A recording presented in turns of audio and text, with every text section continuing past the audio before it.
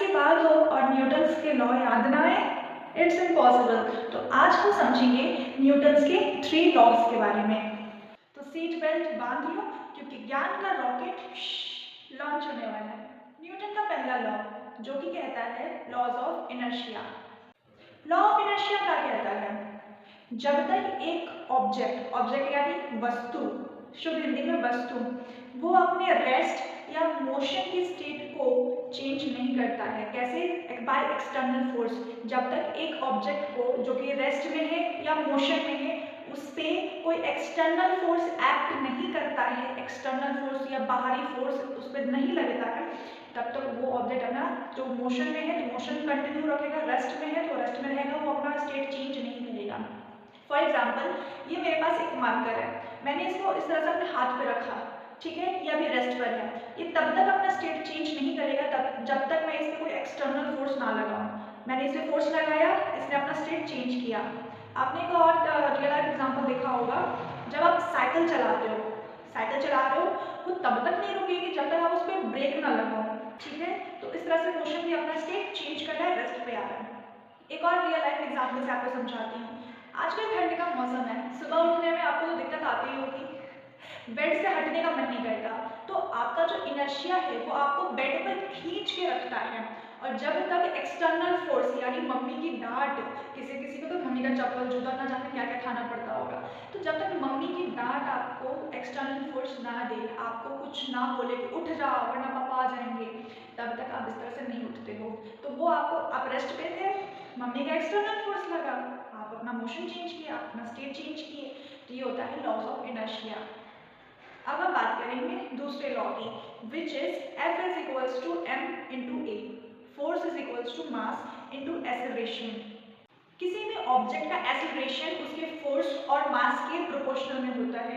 यहाँ पे आप फॉर्मूला देख रहे हैं, F is equals to m into A, तो इसका जो एक्सेलरेशन हुआ वो क्या होगा? फोर्स अपॉन में मास, ठीक है।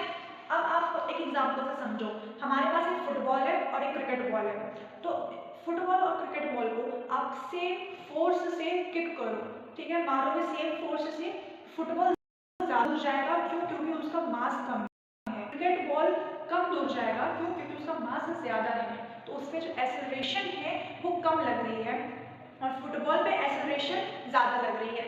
जिस भी चीज का मास ज्यादा है उसका एक्सेलरेशन कम, और जिसका मास कम उसका एक्सेलरेशन ज्यादा। फोर्स तो दोनों में इक्वल है, फोर्स में कोई मतलब नहीं, फोर्स दोनों में हमने इक्वल लगाया था, फुटबॉल में भी क्रिकेट बॉल में भी, लेकिन मास पे डिपेंड कर रहा है हमारा एक्सेलरेशन। ये हो गया हमारा सेकंड लॉ। अब बात करते हैं तीसरे लॉ की, which is action reaction law. ये लॉ ना सबको बड़ा याद होता है, किसी से भी पूछो कि न्यूटन की लॉ बताओ, ये तो लॉ भले ना बताएं लेकिन ये लॉ तो सबके मतलब मुंह पे रटा हुआ होता है। Every action has an equal and opposite reaction. उन्हें लॉ 1 लॉ 2 के बारे में तो पता ही नहीं रहता है, तो ये हमारा लॉ 3 है। जब तक आपसे कोई लॉ 3 के बारे में ना पूछे तब तक आप इसे ना ही बताएं तो बेहतर होगा। तो अब इसके बारे में समझते हैं। हर एक चीज का एक बराबर यानी कि इक्वल और एक विपरीत यानी कि अपोजिट रिएक्शन होता ही होता है। इसको भी आप एग्जांपल से समझो। आप कभी स्विमिंग पूल में गए होंगे, आपने कभी मूवी या सीरियल में देखा होगा, तो स्विमिंग पूल में आप, स्विमिंग पूल का एक वॉल होता है, आप उस वॉल पे ऐसे धक्का दोगे तो आप पीछे की साइड आओगे। आपने एक एक्शन किया, उसका आपको अपोजिट रिएक्शन मिला, समझे? ये है थर्ड लॉ। एक और एग्जांपल से समझो, रॉकेट लॉन्च सबने देखा है ना? चंद्रयान अभी गया था, तो बहुत पहले गया था लेकिन देखा तो सबने चंद्रयान को जाते। तो रॉकेट जब लॉन्च हुआ, तो जब लॉन्च होता है उसके नीचे से बहुत ज़्यादा धुआं निकलता है, वो धुआं उसको हम बोलते हैं थ्रस्ट। उस धुआं जो निकलता है उसको बोलते हैं थ्रस्ट, THRUST, उस धुएं को बोलते हैं थ्रस्ट। तो जब रॉकेट ऊपर जाता है, उसका ये रॉकेट क्या है, इसके नीचे से धुआं निकलती है, तो ये धुआं जब नीचे जाता है यही इसका अपोजिट एक्शन रिएक्शन देता है, जिसकी वजह से रॉकेट ऊपर चला जाता है, ठीक है। इस धुएं की वजह से, इस थ्रस्ट की वजह से रॉकेट ऊपर जा पाता है।